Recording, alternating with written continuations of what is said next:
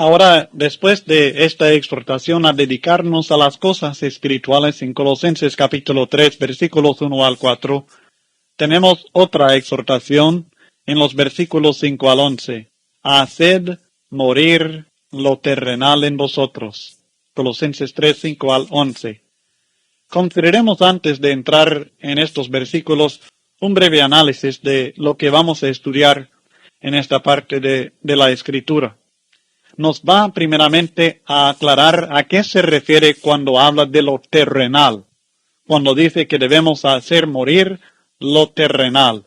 Y también nos va a presentar una razón muy importante por la cual debemos hacer morir lo terrenal en nosotros. Luego vamos a ver la relación que nosotros tenemos con lo terrenal, una relación anterior y una relación en el presente. Antes, lo terrenal controlaba nuestra vida. Es lo que controla la vida de la mayoría de los hombres.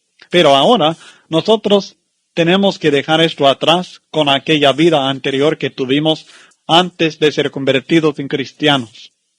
Luego, hablando específicamente de un problema, de los versículos 9 al 11 habla de la necesidad de no mentir y nos presenta razones muy poderosas.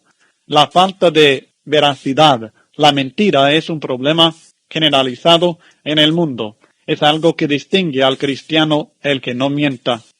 Y por tanto nos va a presentar razones poderosas por las cuales debemos practicar esta vida de verdad y de decir la verdad, porque nosotros nos hemos despojado del viejo hombre y revestido del nuevo. Y hay una explicación muy clara en cuanto a este asunto. Bueno, entremos en el estudio en Colosenses capítulo 3, versículos 5 y 6 primeramente. Haced morir pues lo terrenal en vosotros, fornicación, impureza, pasiones desordenadas, malos deseos y avaricia, que es idolatría, cosas por las cuales la ira de Dios viene sobre los hijos de desobediencia. Ahora, debemos entender que los gnósticos de aquel tiempo, los ascéticos, creo que ya entendemos el ascetismo, ellos mortificaban el cuerpo físicamente. Es decir, que ellos maltrataban el cuerpo. Negaban al cuerpo muchas veces las cosas aún necesarias, pero cosas que realmente no afectan la condición del espíritu.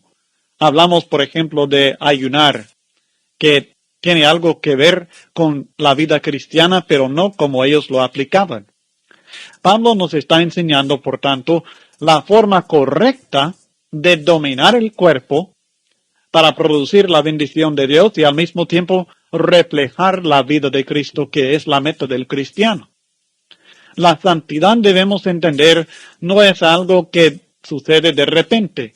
Recordemos que el apóstol Pablo está escribiendo a cristianos.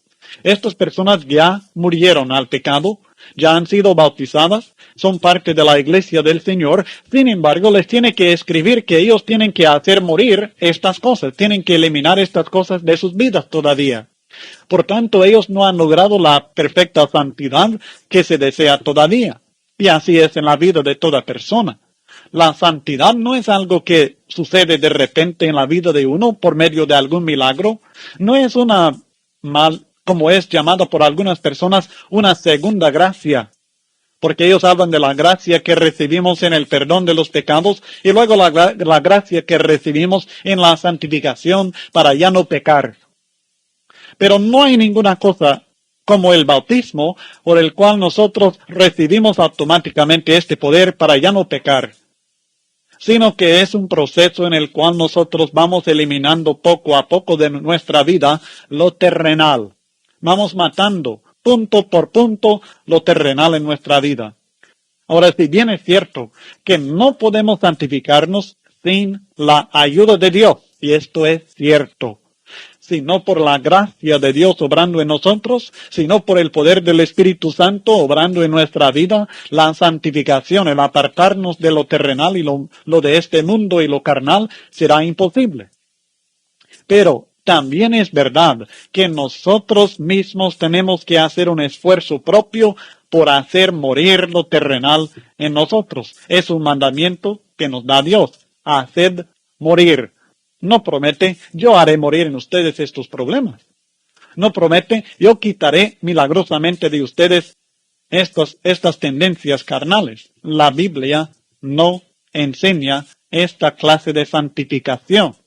La santificación ciertamente es por medio del poder de Dios que obra en nosotros, pero también por medio de un esfuerzo propio, el arrepentimiento, el cambio de mentalidad, el esfuerzo de la disciplina, del dominio propio del individuo que va eliminando de su vida poco a poco lo terrenal, lo carnal, y va sujetándose poco a poco a lo espiritual, ya no caminando conforme a la carne, sino según el espíritu. Ahora habla de lo terrenal. ¿Qué es lo terrenal? Bueno, lo terrenal es la fornicación, la impureza, las pasiones desordenadas, los malos deseos, la avaricia, la idolatría. Es la manera de vivir que tiene el mundo, en términos sencillos. Es el modo de vida, el modo de vivir que tiene la gente del mundo. Nosotros tenemos que aprender una manera de vivir totalmente nueva y diferente. Hablando específicamente, habla de la fornicación. Fornicación en la Biblia se refiere a relaciones sexuales ilícitas.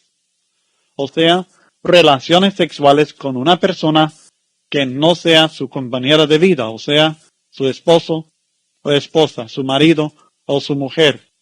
Ahora, la fornicación puede cometerse por casados, es decir, cuando un hombre casado tiene relaciones con otra mujer que no sea su esposa, o viceversa.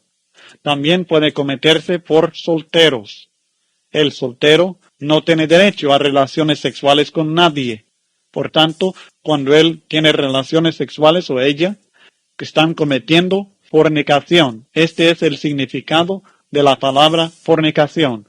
Es la relación sexual ilícita. Aún puede incluir la relación homosexual, parece. Toda relación sexual ilícita es fornicación. La impureza en este pasaje se refiere a un estado de mente que se deleita en lo inmoral o en lo ilícito.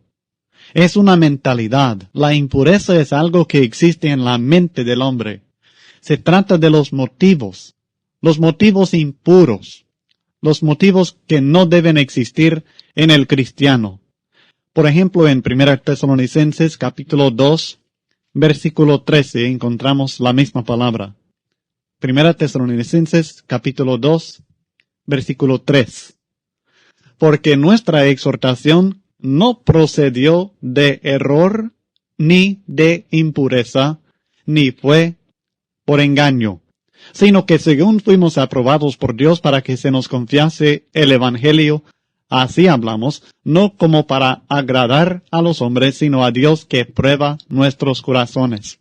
Lo que el apóstol Pablo está diciendo es que los motivos en la enseñanza que él había dado a los tesalonicenses, lo que le motivó a él a enseñarles y exhortarles, no procedió de algún error, ni de alguna impureza en su corazón, ni fue para engañarles a ellos, sino que hablaron el Evangelio en pureza.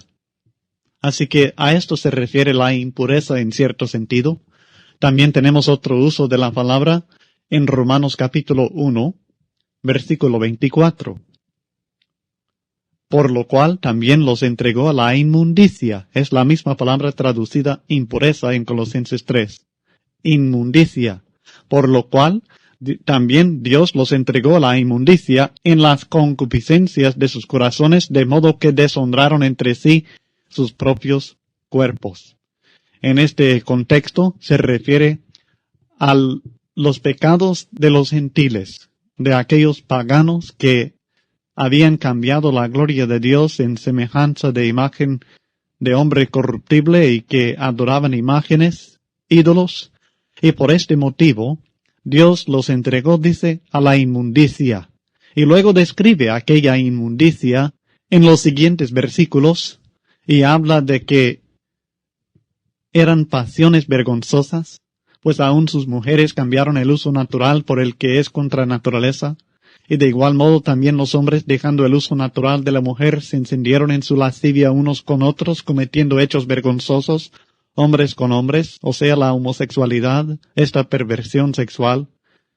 Y luego sigue hablando de toda clase de pecado que estas personas cometían, y su origen era la impureza que había en su corazón y en su mentalidad, que en vez de deleitarse en las cosas puras, las cosas sanas, las cosas honestas, ellos estaban dedicados a lo inmoral y lo ilícito. En Romanos capítulo 6, versículo 19, encontramos la misma palabra. Hablo como humano por vuestra humana debilidad, que así como para iniquidad presentasteis vuestros miembros para servir a la inmundicia, la misma palabra impureza, y a la iniquidad, así ahora para santificación presentad vuestros miembros para servir a la justicia. Entonces, la inmundicia, la impureza, es el opuesto de la santificación, es el opuesto de la justicia de Dios. Y esto es lo que practicábamos cuando estábamos en el mundo, cuando andábamos en la ignorancia de nuestra mente, desconociendo la luz de la palabra de Dios. En Efesios capítulo 4, hablando de cómo andan los gentiles en la vanidad de su mente por la ignorancia que en ellos hay, por la dureza de su corazón, en Efesios 4:19 dice, los cuales después que perdieron toda sensibilidad, se entregaron a la lascivia para cometer con avidez toda clase de impureza. Entonces la impureza se refiere a esto mismo, a la inmoralidad, a aquella mentalidad perversa, degenerada, que pertenece al mundo pagano. Volviendo a Colosenses capítulo 3, versículo 5, y las cosas que nosotros debemos hacer morir, habla de pasiones desordenadas. Estos son deseos que se permiten desarrollar y avanzar al punto de ser incontrolables. Son pasiones fuera de orden, pasiones que ya no se pueden dominar, pasiones que ya no se pueden controlar. A esto se refiere al hablar de pasiones desordenadas, y nuevamente son parte del mundo pagano, estas pasiones, pero también algo contra lo cual el cristiano tiene que luchar y que tiene que hacer morir, eliminar de su vida mediante el poder de Dios. En Romanos 1, 26 al 27, que acabamos de leer acerca de la homosexualidad, se refiere a estas pasiones desordenadas, vergonzosas. Luego habla de malos deseos en Colosenses 3, aquel anhelo por lo prohibido, el anhelo que motivó a Eva a tomar del fruto mediante la tentación de Satanás en aquel huerto que Dios había preparado para el hombre, el fruto prohibido. Y estos son los malos deseos, los deseos por aquello que es prohibido. Aún estos deseos debemos eliminarlos de nuestra vida. Y luego agrega la avaricia, que es idolatría, aquel egoísmo, aquella falta de confianza en Dios. La avaricia es en esencia la adoración de sí mismo, cuando el hombre se adora. Y por tanto, hay un apego desordenado a las riquezas, porque el hombre quiere para sí, para sí, para sí, y solamente para sí. Y esto se convierte en cierta clase de idolatría, igual que tomar un poco de piedra y ponerlo, o un trozo de madera y ponerlo ahí para adorarlo, cuando el hombre se adora a sí mismo, cuando el hombre está lleno de avaricia, cuando tiene ese apego desordenado a las riquezas, es idólatra. Si observamos las leyes civiles, las leyes de la tierra que gobiernan a los diferentes países del mundo, y aun si llegamos a considerar el código moral de la mayoría de las gentes, las leyes humanas generalmente no prohíben estas cosas que acabamos de estudiar. Las leyes humanas no condenan ni proveen para el castigo de las personas que tienen una mentalidad inmoral, impureza en su corazón. Para las pasiones desordenadas, los malos deseos, la avaricia, no hay castigo. No hay castigo para esto. Pero esto es parte de la vida degenerada lejos de Dios, que la palabra de Dios condena, y son cosas que el cristiano tiene que eliminar de su vida para aclarar que de veras es cristiano, que está viviendo una vida nueva, porque todas estas cosas pertenecen a la vida degenerada. En Cristo, dice el apóstol Pablo, es posible eliminar todas estas prácticas y aún los malos pensamientos de la vida de uno. Y en realidad no solamente es posible, sino que es mandamiento de Dios que nosotros debemos hacer esto. Haced morir, pues, lo terrenal en vosotros. Tenemos que eliminar estas cosas de nuestra vida. No hacerlo es rebeldía, es desobediencia contra Dios. No se trata de cosas opcionales. No se trata de cosas que, bueno, si queremos, podemos, o si no, seguimos así. Son aspectos de la vida y condiciones de corazón en cuanto a nuestra propia voluntad y los deseos que nos dominan, que tienen que regimentarse bajo las instrucciones de la palabra de Dios. Y tenemos que ir eliminando todo esto. No estar satisfecho con no vivir en contra de la ley humana, sino también no vivir en contra de la ley de Dios que llega al corazón del asunto. Por tanto, en 2 Corintios 7, versículo 1 nos exhorta, así que, amados, puesto que tenemos tales promesas, limpiémonos de toda contaminación de carne y de espíritu, perfeccionando la santidad en el temor de Dios. Esta es la exhortación que tenemos aquí, de perfeccionar la santidad, de dejar todas estas cosas. Y si no, debemos entender que por estas cosas, según Colosenses 3:6, la ira de Dios viene sobre los hijos de desobediencia. Esto es lo que Dios va a castigar en el mundo. Ahora, en este sentido, podemos decir que la ira de Dios es buena, porque es algo que nos anima a dejar las cosas terrenales. No olvidemos enseñar toda la verdad de Dios. Dios es amor. Dios es paciente. Dios es misericordioso. Pero Dios no es solamente amor y paciencia y misericordia. Dios también es justo y santo. Y Él exige la santidad de su pueblo. Y su ira se va a manifestar contra el pecado. Porque la ira de Dios se manifiesta desde el cielo contra toda impiedad e injusticia de los hombres toda. Romanos 1, versículo 18. Por tanto, nos sigue exhortando en los versículos 7 al 9, dejad también. Pero ahora, dejad también vosotros, leyendo en Colosenses 3, versículo 7 en adelante, en las cuales vosotros también anduvisteis en otro tiempo cuando vivíais en ellas. Pero ahora, en contraste con el tiempo pasado, ahora dejad también vosotros todas estas cosas. Todas ellas. No solamente algunas. Y luego sigue otra lista. Ira, enojo, malicia, blasfemia, palabras deshonestas de vuestra boca. No mintáis los unos a los otros, habiendo despojado del viejo hombre con sus hechos. A través del tiempo parece que los cristianos en general han tenido la tendencia de diferenciar entre algunos pecados, considerando algunos peores que otros. Si usted comete tal pecado, si usted comete la fornicación, será condenado. Pero luego si hay avaricia en su corazón, es diferente. O tal vez si usted comete idolatría, entonces usted será condenado, pero si no controla su ira, entonces esto es diferente. O si dice ciertas mentiras, entonces no está bien. Pero otras mentiras se aceptan. Pero la palabra de Dios nos está enseñando que Dios condena todas estas cosas y no debemos hacer esta distinción.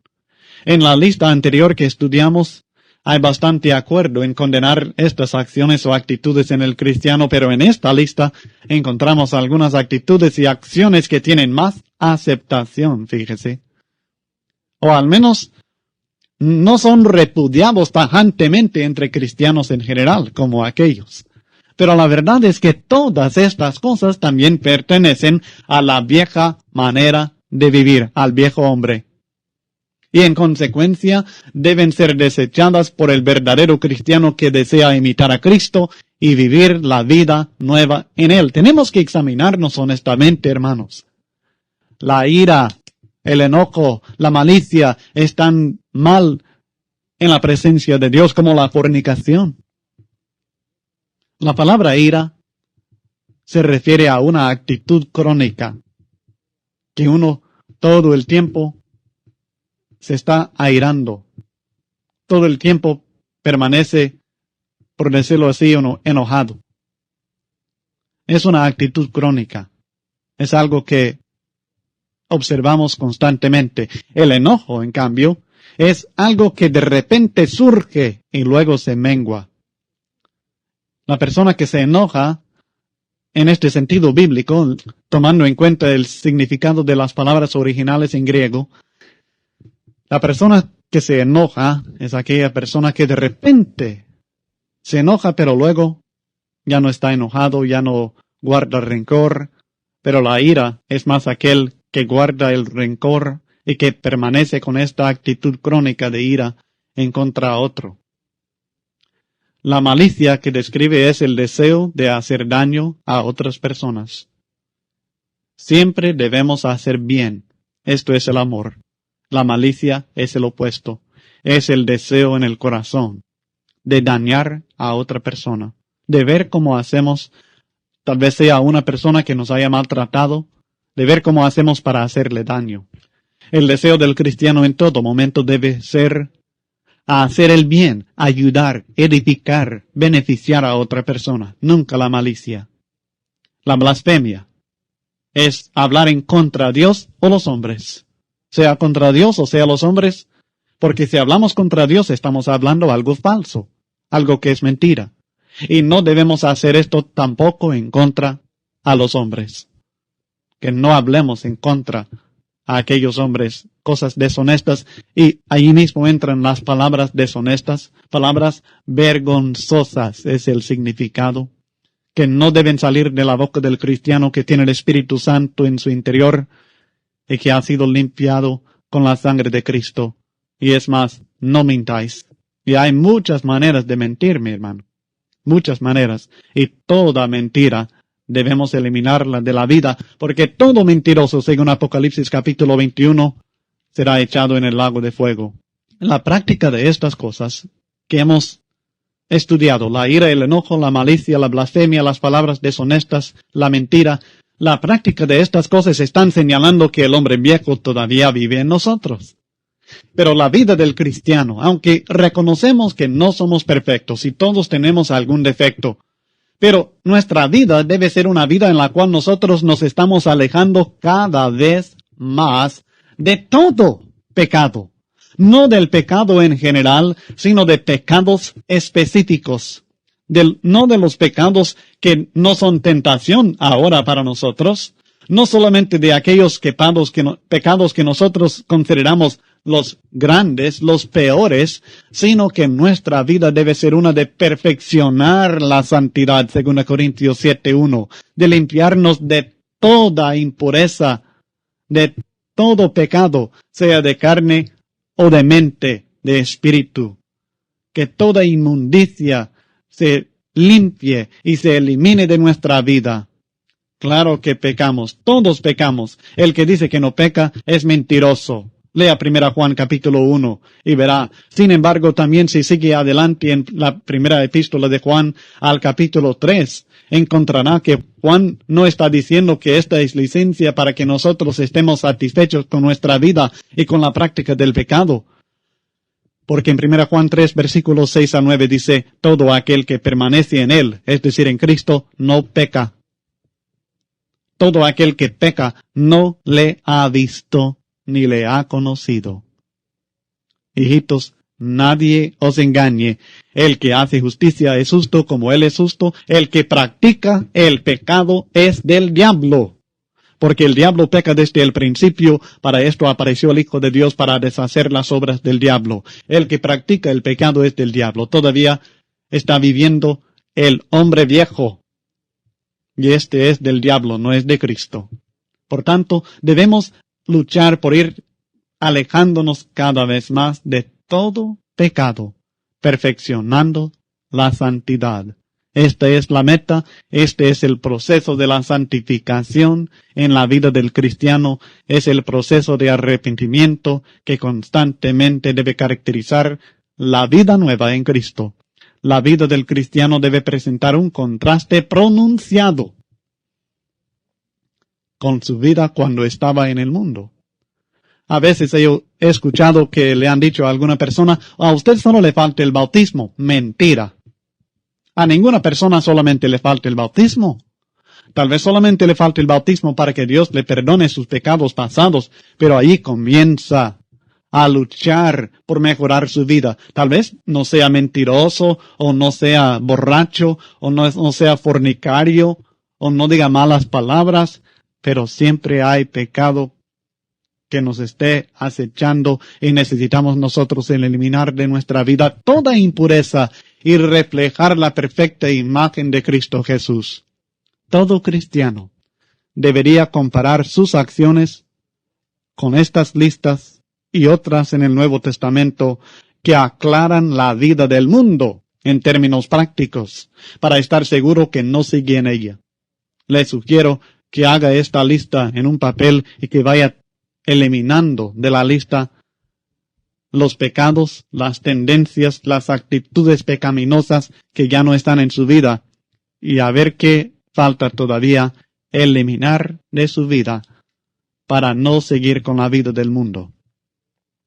Pero luego en los versículos 10 y 11 vuelve al lado positivo en Colosenses capítulo 3, porque la vida cristiana, la vida nueva en Cristo no es solamente eliminar, sino también vestirnos de cosas buenas, manifestar al mundo esta actitud nueva y esta vida nueva.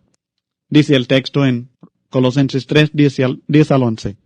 Y revestido del nuevo, el versículo 9 dijo, habiéndoos despojado del viejo hombre con sus hechos, y revestido del nuevo, el cual, conforme a la imagen del que lo creó, se va renovando hasta el conocimiento pleno, donde no hay griego, ni judío, circuncisión, ni incircuncisión, bárbaro, ni escita, siervo ni libre, sino que Cristo es el todo y en todos.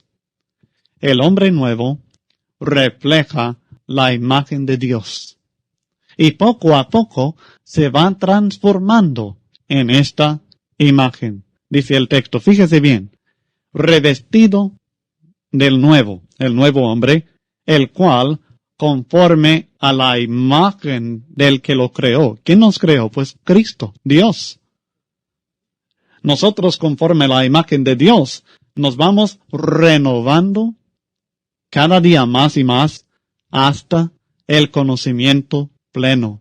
En 2 Corintios capítulo 3, versículo 18, la Biblia también habla de este proceso. Por tanto, nosotros todos, mirando a cara descubierta, como en un espejo la gloria del Señor, somos transformados de gloria en la misma imagen, como por el Espíritu del Señor. Nos vamos transformando, nos vamos cambiando a perfeccionar y reflejar la imagen de Dios mismo en nuestra vida. Esto es lo que Cristo hizo y es lo que Dios desea que nosotros hagamos en nuestra vida. Reflejar la imagen de Dios en este mundo perverso dominado por el diablo y por las tentaciones mundanas. El hombre nuevo no se crea a sí mismo. El hombre nuevo es creado por Dios. Somos hechura suya, dice Efesios capítulo 2, versículo 10. Ahora, la mayoría de nosotros nos dejamos guiar y dominar por las emociones y los prejuicios, en vez de ir progresando hacia el conocimiento pleno que nos puede hacer actuar como Dios actúa. Es en base al conocimiento pleno que nosotros realmente logramos el hombre nuevo, porque el hombre nuevo puede ser realidad únicamente cuando nos vamos renovando en nuestras mentes hasta el conocimiento pleno de Dios y de la vida que es Cristo. Es la mente la que domina en la vida, la que guía a la vida, y se necesita esta mentalidad renovada con la mentalidad de Cristo mismo para reflejar la vida de Cristo mismo. Pero es lamentable decirlo, pero muchas personas, aunque parece que son humildes para recibir la instrucción doctrinal, es decir, que hay solamente una iglesia, y es la iglesia que encontramos en la Biblia, que las denominaciones no son ella, y que ciertas prácticas denominacionales sectarias no son bíblicas, y usted verá una persona que dice, sí, es cierto, lo que la Biblia dice, tenemos que hacerlo, y acepta lo que dice la palabra de Dios, se arrepiente, se bautiza para perdón de los pecados, deja atrás los instrumentos de música, deja atrás las jerigonzas, deja atrás el desorden de los cultos sectarios, pero luego al llegar a este punto, que son bautizados, luego quieren seguir con la mentalidad que les ha guiado en la vida, toda la vida, quieren seguir con la misma y no quieren seguir aprendiendo. Pero aquí la palabra de Dios nos está diciendo que si nosotros vamos a ser creados y transformados a la imagen de Dios, tenemos que irnos renovando cada día hasta el conocimiento pleno. Tenemos que ir mejorando en nuestro conocimiento y nuestra mentalidad hasta tener la mentalidad de Cristo por medio del estudio minucioso de la palabra de Dios y por medio de la oración en la cual recibimos la sabiduría espiritual. Aquí el texto habla de circuncisión. Entendemos que circuncisión se refiere a los judíos. Incircuncisión a los gentiles de aquel tiempo, los que no eran judíos, porque no practicaban la circuncisión en los varones.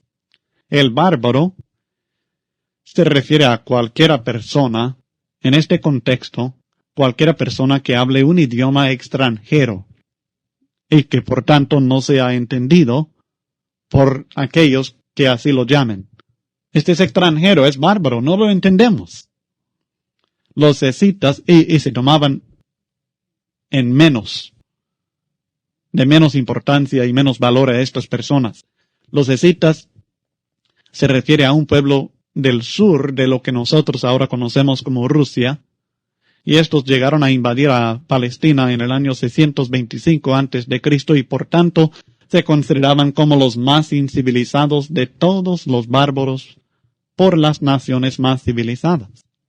Y lo que la Biblia nos está diciendo aquí, al decir que no hay ni circuncisión, ni incircuncisión, ni bárbaro, ni escita, ni siervo, ni libre, es que el hombre nuevo en la iglesia del Señor no debe haber prejuicio racial, ni social, ni ritual, ni lingüístico, ni cultural.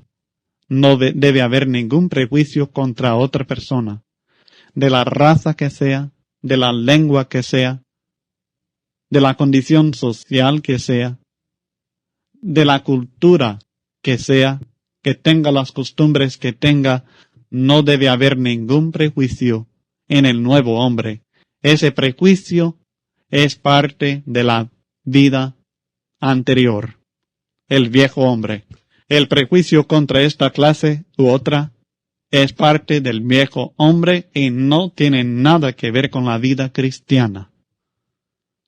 Cristo es el todo en todos. Solamente Cristo es importante en la vida del hombre nuevo. Cristo es el todo. Y él recuerda que el mismo Cristo vive en todos los que han recibido esta vida nueva. En todos. Sí, en todos. De la clase que sean, de la raza que sea, de la lengua que sea. Cristo está en todos aquellos que han recibido vida nueva mediante el bautismo en Cristo Jesús. Esto, por supuesto, tiene especial relación con los nuevos atributos que deben caracterizar al nuevo hombre en sus relaciones con otras personas y en especial con sus hermanos. Los gnósticos de aquel tiempo y muchos religiosos de nuestro tiempo, y lamento decir no pocos cristianos, que se consideran con cierta importancia personal y en un plano superior a los demás. Esta actitud que invadía al pueblo de Dios es atacada mediante estas palabras que nos recuerdan que realmente Cristo es el único que tiene importancia especial y que nuestra posición como hijos de Dios depende totalmente de que Él esté en nosotros y Él mismo está en todo cristiano y sin distinción. Antes de entrar en Colosenses capítulo 3 versículo 12, quiero referirme un poco más al versículo 11 en especial, que habla de que no hay griego ni judío, circuncisión ni incircuncisión, bárbaro ni escita, siervo ni libre, sino que Cristo es el todo y en todos. El problema del prejuicio es muy grave. Y aquí al decir que no hay griego ni judío, por supuesto no quiere decir que debemos perder nuestra identidad social, ni nuestra identidad cultural, ni que dejemos a un lado el idioma, ni ninguna otra cosa de esta clase, porque mantenemos nuestra identidad personal.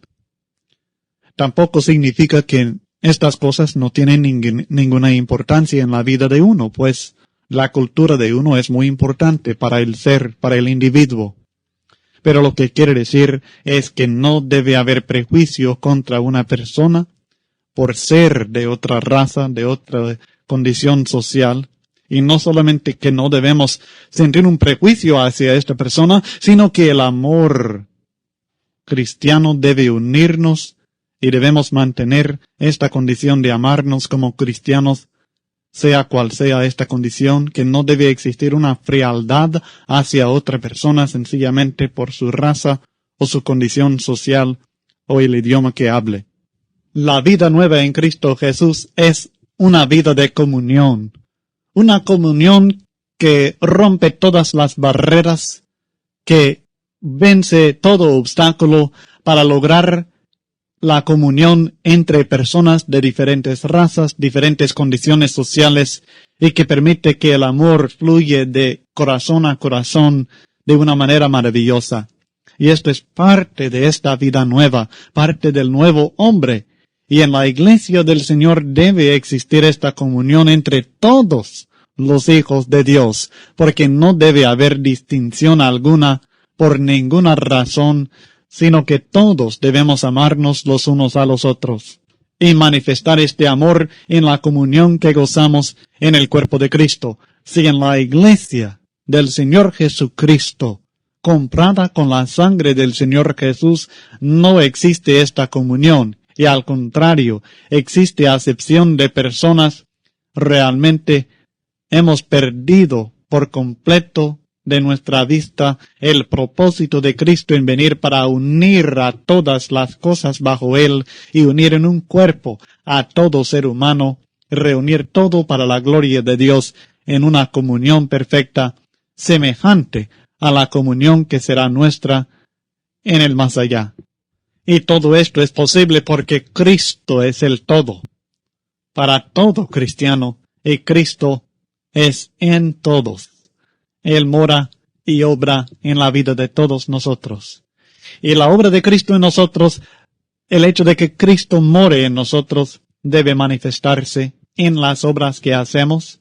Y a esto se refiere el apóstol Pablo ahora en Colosenses capítulo 3, versículos 12 al 17, al exhortarnos, vístase de las obras de Cristo.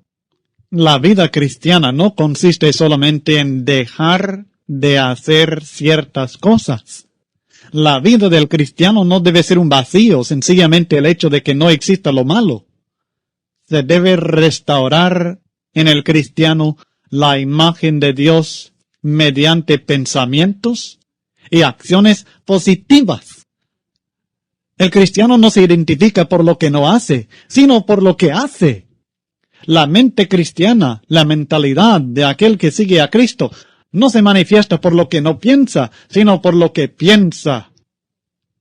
Así que no basta con hacer morir lo terrenal en nosotros, no basta con despojarnos del viejo hombre, tenemos que vestirnos del nuevo hombre. Por tanto, el texto dice en Colosenses 3, versículos 12 al 17. Vestíos, pues, como escogidos de Dios, santos y amados, de entrañable misericordia, de benignidad, de humildad, de mansedumbre, de paciencia, soportándoos unos a otros y perdonándoos unos a otros, si alguno tuviere queja contra otro, de la manera que Cristo os perdonó, así también hacedlo vosotros. Y sobre todas estas cosas, vestíos de amor, que es el vínculo perfecto. Y la paz de Dios gobierne en vuestros corazones, a la que asimismo fuisteis llamados en un solo cuerpo, y sed agradecidos. La palabra de Cristo more en abundancia en vosotros, enseñándoos y exhortándoos unos a otros en toda sabiduría, cantando con gracia en vuestros corazones al Señor con salmos e himnos y cánticos espirituales. Y todo lo que hacéis, sea de palabra o de hecho, hacedlo todo en el nombre del Señor Jesús, dando gracias a Dios Padre por medio de Él. En esencia, lo que el apóstol dice aquí es que nosotros debemos vestirnos de ciertas cosas, cosas que realmente son las obras de Cristo Jesús. ¿Y por qué? El versículo 12 señala varias razones. Una de estas razones es que nosotros somos escogidos de Dios. Vestíos pues como escogidos de Dios. Dios nos ha escogido con un propósito. Nos ha sacado del mundo, nos ha dado una razón de vivir, nos ha escogido porque tiene algo especial en mente para nosotros. Y nosotros, como escogidos de Dios, no vamos a manifestar las obras del mundo, sino las obras de Dios, las obras de Cristo Jesús. Además dice que nosotros somos santos, y por esta razón debemos vestirnos de las obras de Cristo. Hemos sido apartados del mundo, pero no solamente apartados del mundo, sino apartados para una razón, para un propósito, para un servicio especial. Y como los que hemos sido apartados para este servicio especial, nosotros tenemos que vestirnos de las obras de Cristo mismo para que podamos ser dignos de esta obra a la cual Dios nos ha apartado, de ser embajadores suyos en este mundo perverso, para hacer luz en medio de las tinieblas. En 2 Timoteo capítulo 2, versículos 20 al 21, escuche. Pero en una casa grande no solamente hay utensilios de oro y de plata, sino también de madera y de barro, y unos son para usos honrosos, y otros para usos viles. Así que si alguno se limpia de estas cosas, será instrumento para honra, santificado, útil al Señor y dispuesto para toda buena obra. Si usted quiere ser útil al Señor, si quiere ser usado para usos honrosos en la casa de Dios, tiene que ser santo, santificado, tiene que vestirse de las obras de Cristo Jesús. Además dice que debemos nosotros vestirnos de estas obras porque somos amados. Sí, hijos amados. Dios ha manifestado su amor a nosotros en que nos ha llamado hijos. 1 Juan capítulo 3, versículos 1 y 2. Y por esta causa nosotros debemos portarnos como su Hijo unigénito, en santidad, manifestando las mismas obras de aquel Hijo perfecto, Cristo Jesús. Así que por estos tres motivos nos exhorta a vestirnos de las obras de Cristo, porque somos escogidos de Dios, somos santos y somos amados. Dios nos ama y ha manifestado este amor a nosotros de una manera maravillosa y merece que nosotros nos dediquemos a las obras que le agradan a Él y que le glorifican a Él. Y las únicas que realmente glorifican a Dios son las mismas obras que Cristo hizo. Vestíos, pues. Vestíos se trata de una decisión, de un esfuerzo que nosotros hacemos. Se trata de un cambio total de ropa. Este es el simbolismo que emplea el apóstol Pablo. Trata de una ropa. Quitamos una y ponemos otra. Quitamos aquella sucia, aquella que era digna de la vida que llevábamos. Aquellas prácticas, aquel modo de pensar y hablar y actuar que pertenecía a la vida antigua. Quitamos todo esto. Pero ahora no nos vamos a quedar espiritualmente desnudos, sino que tenemos que poner otro vestido. ¿Y cuál es este vestido que ponemos? Son las obras de Cristo. Tenemos que hacer la decisión de dejar de hacer el mal y tenemos que hacer la decisión de aprender a hacer el bien. Y vamos poniendo punto por punto en nuestra vida los principios, las acciones, las actitudes, los pensamientos, la mentalidad de Cristo Jesús. Se trata de un cambio total. Es una expresión de nuestra condición interna que resulta de haber resucitado con Cristo. Sí, hay una relación íntima, una relación evidente entre el espíritu del hombre y la vida material, que es la única forma que tenemos de manifestar al mundo el cambio que Dios ha obrado en nosotros cuando nos ha dado vida nueva. Podemos decir que tenemos vida nueva, pero ¿qué estamos manifestando en nuestra vida material que los hombres están observando? ¿Cuáles son los frutos que estamos dando? ¿Qué estamos produciendo? ¿Cuáles son las obras que estamos haciendo que glorifican o no a nuestro Padre Celestial? Si Dios ha obrado en nosotros para darnos vida nueva, esto debe manifestarse en nuestro vestido exterior, como también en nuestro corazón. Debemos notar que esta vida nueva, esta nueva manera de vivir, de actuar, de pensar, esta nueva actitud tiene que venir como resultado de la muerte y la resurrección con Cristo en el bautismo. No es el requisito para ser bautizado llevar fruto. El requisito para el bautismo es únicamente la fe, el arrepentimiento y la confesión de esta misma fe. Pero no es el requisito presentar una vida santificada cambiada ya, porque el cambio viene como resultado, no como causa del bautismo o de la vida nueva. La vida nueva es don de Dios. Es regalo por la gracia de Dios que obra en nosotros cuando somos bautizados en Cristo y resucitados con Él en el bautismo. Pero la manifestación de esta vida nueva, el fruto de la vida nueva, viene después en estas cosas que estamos notando aquí. Entrañable misericordia. Vestíos de entrañable misericordia. Por esto debe ser conocido el cristiano, y es algo que debe manifestar al mundo en todo momento.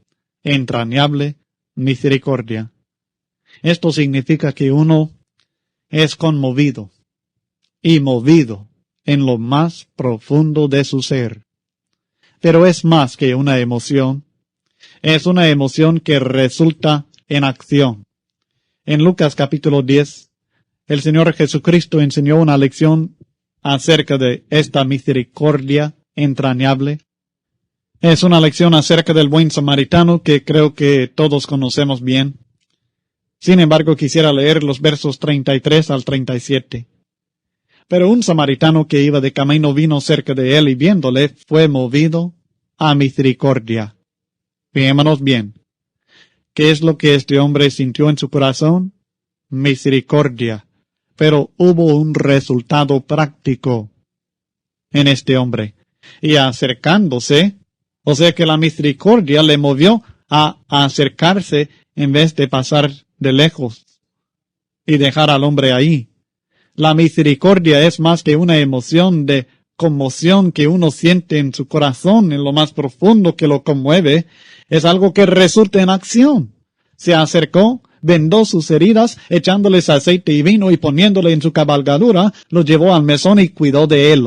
Otro día al partir, sacó 2 denarios y los dio al mesonero y le dijo, cuídamele, y todo lo que gastes de más yo te lo pagaré cuando regrese.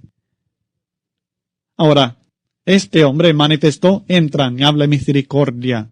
No sencillamente le dio pena ver la condición de aquel hombre, No sencillamente lloró, no sencillamente sintió tristeza por aquella condición, no dijo pobrecito, lo lamento, sino que hizo algo. Debemos entender que esta entrañable misericordia no es algo natural en el ser humano. No es parte de la vida natural, no es parte de la vida carnal. Es una actitud espiritual, fruto del Espíritu Santo de Dios, que viene por fuerzas y esfuerzos espirituales, así como todas las obras de Cristo, que son, en otras palabras, fruto del Espíritu. Es el resultado de la obra de Dios en el corazón del ser humano, el poder manifestar entrañable misericordia y cualquier de estos otros atributos que veremos en esta lista de las obras de Cristo, que nosotros como hijos de Dios debemos poner en nuestra vida y manifestar a todo ser humano. No podemos lograrlo por esfuerzos propios, aunque tenemos que esforzarnos propiamente, pero se logra por medio del poder del Espíritu Santo y de Dios obrando en la vida y el corazón de uno. Entrañable misericordia. Luego habla de vestirnos de benignidad. La palabra original traducida aquí, benignidad, también se traduce a veces como utilidad. Ser benigno. No se trata de una emoción tampoco, sencillamente, sino de una actitud que es activamente útil para el bien de otras personas. ¿Quién es aquel hombre benigno? Muchas veces nosotros hablamos de algo benigno sencillamente porque no hace daño. Hablan de un cáncer, de un tumor benigno. Ese tumor está ahí. No sirve ningún propósito, pero tampoco no es maligno, no hace daño. Pero la benignidad no es sencillamente el atributo de no hacer daño. La benignidad es algo útil. Es algo que es activo, buscando el bienestar de otras personas. La benignidad de Cristo hacia otras personas es la más clara ilustración. También hay que entender que la palabra benignidad lleva la idea de un trato suave, de ser sensible a los sentimientos y las necesidades de otras personas. Es tan fácil ofender. Los hombres somos tan frágiles, y el cristiano, como Cristo mismo, debe tratar con un trato suave a las demás personas.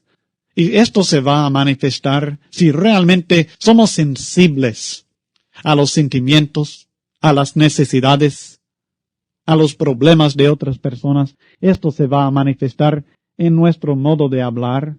No vamos a hablar en una forma ruda, dura, sin tomar en cuenta los sentimientos de la persona. Se va a manifestar en nuestros pensamientos aún y en nuestro modo de actuar, nuestra actitud hacia los demás. La benignidad es lo que conviene al cristiano porque es obra de Cristo. También habla de vestirnos de la humildad. Y esto en contraste con la jactancia y el sentimiento de superioridad que se ve en la actitud de los gnósticos de aquel tiempo y en muchos religiosos hoy en día también. Aún en muchos cristianos a veces hay cierta jactancia, como que nosotros sabemos más, nosotros tenemos la verdad. Nosotros conocemos la verdad de Cristo, nosotros estudiamos bien la palabra de Dios, ustedes están siguiendo a hombres y nosotros a Cristo. Esta actitud de jactancia es una actitud que no cabe en la vestidura del cristiano, que está tratando de seguir la actitud de Cristo. Compare la actitud del Señor en Mateo capítulo 11, versículos 28 al 30, en aquel pasaje famoso de invitación que Cristo extendió a todos los hombres.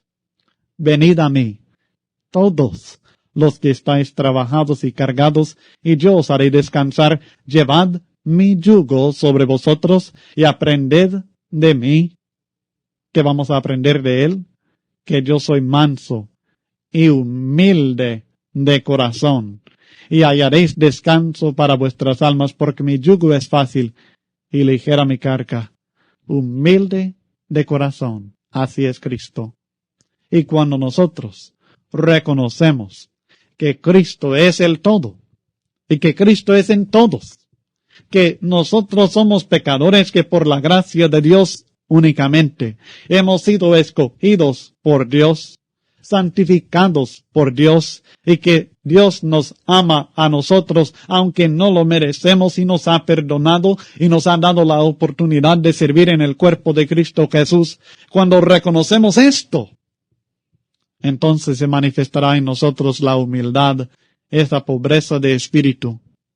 Cuando reconocemos que Cristo es preeminente en todo y vemos la grandeza y el poder de Cristo y lo pequeño que soy yo, entonces ante el Cristo preeminente tendré que humillarme y reconocer que soy igual a todos los hombres en grave necesidad de que el Señor, el Maestro, tenga compasión de mí. Luego en Colosenses capítulo 3, versículo 12, el texto enseña que debemos nosotros vestirnos de mansedumbre. Muchos no quieren ser mansos, pero es porque tenemos un concepto equivocado de la mansedumbre. Esto no se trata de la debilidad, como muchas personas creen, sino de fuerza, pero no fuerza sin control. Se trata de la fuerza bajo control o dominio. El manso es aquel que puede dominarse y puede buscar el bien de otras personas en vez del suyo propio. Por ejemplo, tenemos el caballo. El caballo domado, el caballo manso, siempre tiene la misma fuerza, pero esta fuerza está bajo el dominio de otro. Es un caballo domado. Y esto es lo que nosotros necesitamos. No ser menos fuertes, no ser débiles, sino ser fuertes, pero canalizar esta fuerza hacia la voluntad de Dios y poner esta fuerza bajo el control o el dominio de Cristo Jesús. Jesús dice que Él es manso, pero no es débil. Moisés, según Números capítulo 12, versículo 3, era un hombre manso, pero Moisés no era un hombre débil. Era un líder del pueblo de Dios, ejemplo para todos, hombre fuerte en medio de las tribulaciones, hombre de grande fe y grandes obras de Dios. Si estudiamos las vidas de estos dos hombres, Cristo y Moisés, veremos cómo la mansedumbre se expresa y no es en debilidad. Pero la mansedumbre tiene que ser atributo del cristiano en la vida nueva en Cristo Jesús. Luego en los versículos 12 y 13 habla de la paciencia. Ahora, esta es la misma palabra traducida, longanimidad, que estudiamos en Colosenses 1, versículo 11. Usted podrá volver a estudiar en la página 15 de este estudio en el punto 3 acerca de la longanimidad, porque es la misma palabra aquí traducida del griego macrotumian. Es la misma palabra traducida aquí, paciencia. Y es el opuesto de la ira y la venganza en nuestras reacciones a otras personas que nos ofenden o nos estorban. ¿Cómo reaccionamos cuando nos ofenden? ¿Cómo reaccionamos cuando alguna persona nos pone obstáculo o tropiezo? ¿Cómo reaccionamos cuando alguien nos estorba en lo que nosotros queremos o queremos lograr o queremos que haga? Nuestra reacción debe ser una de paciencia, de soportar. 2 etapas, según el versículo 13 de Colosenses 3. Fíjese bien en esto porque es importante. La paciencia se manifiesta, según el versículo 13 de Colosenses 3, en 2 etapas. Primero, soportándoos unos a otros. Es decir, que no debemos airarnos y buscar la venganza, sino que debemos tener paciencia y soportar en el momento del estorbo o la ofensa, soportar aquello. Y luego, la segunda etapa en la paciencia es y perdonándoos unos a otros. Porque no basta soportar y guardar el rencor. Si realmente somos pacientes, también vamos a ser perdonadores. Vamos a perdonar a aquellos que tenemos que soportar. Ahora, fíjese bien en el caso que estamos estudiando. El caso no es que, bueno, realmente usted no tiene por qué enojarse. El caso no es, bueno, usted no tiene por qué ser impaciente con aquel individuo. El caso es que uno realmente tiene motivo de queja contra otro. Hay razón por qué estar enojado. Hay razón para buscar la venganza. La actitud en tal situación es sencillamente soportar y perdonar. Recordemos que Dios realmente tenía motivo legítimo de queja contra nosotros también. Por tanto, Él nos dice, de la manera que Cristo os perdonó, así también hacedlo vosotros. Perdonemos así como fuimos perdonados. Si alguno tuviere queja contra otro, es fácil ser paciente con aquellos que no nos molestan. Es fácil ser paciente con la hermana que es amable y nos trata bien. Es fácil ser paciente con el hermano que siempre se manifiesta en amor y en bondad hacia nosotros. Es fácil soportar y tener paciencia con aquella persona que no nos molesta de ninguna manera, sino que nos llevamos bien con ella. Pero aquí no habla de esto, sino de ser paciente con la persona que nos molesta. Ser paciente con la persona contra quien tenemos queja. Una queja legítima. Alguien que nos estorba. ¿Qué debemos hacer? Ser pacientes, soportarnos los unos a los otros y perdonarnos los unos a los otros. Esto es esencial en la iglesia del Señor si vamos a tener la unidad que necesitamos, porque siempre va a haber personas que nos molestan, que nos, bueno, como decimos vulgarmente, nos caen mal. Y si nosotros no tenemos esta actitud, podemos estar seguros de una cosa, que Dios no nos va a perdonar. Así es, Dios no nos va a perdonar. Dios no nos va a perdonar si nosotros no perdonamos a los demás. Dios no nos va a soportar si nosotros no soportamos a los demás. No olvide, mi hermano, que hubo un lugar llamado Gólgota y una cruz en aquel lugar en la cual clavaron al Hijo de Dios por usted y por mí.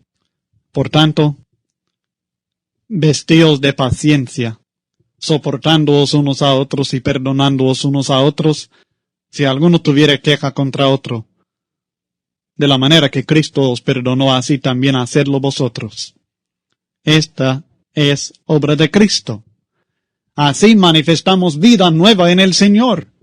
Y si no, nosotros estamos manifestando que todavía, aunque hemos sido bautizados, y aunque nos reunimos en la iglesia de Cristo, y aunque cantamos sin instrumentos de música, y aunque tomamos la cena del Señor el primer día de la semana, y aunque hacemos grandes obras evangelísticas, y aunque hagamos maravillosas predicaciones, y aunque hagamos muchas buenas obras, pero nosotros estamos manifestando que todavía el viejo hombre está vivo en nosotros. Y la iglesia nunca manifiesta en la vida la luz que debe manifestar. Y sobre todas estas cosas exhorta, vestíos de amor, que es el vínculo perfecto. Es el vínculo que trae perfecta unidad. El amor une en un solo cuerpo a personas de diferentes razas, diferentes condiciones sociales y económicas, diferentes temperamentos, diferentes personalidades. Son personas que de otra manera no tendrían nada en común. Quizá hasta serían enemigos, tal vez han sido enemigos en el pasado. Y no olvidemos que no basta el amor para reunirnos, sino que necesitamos crecer en el amor para mantenernos unidos.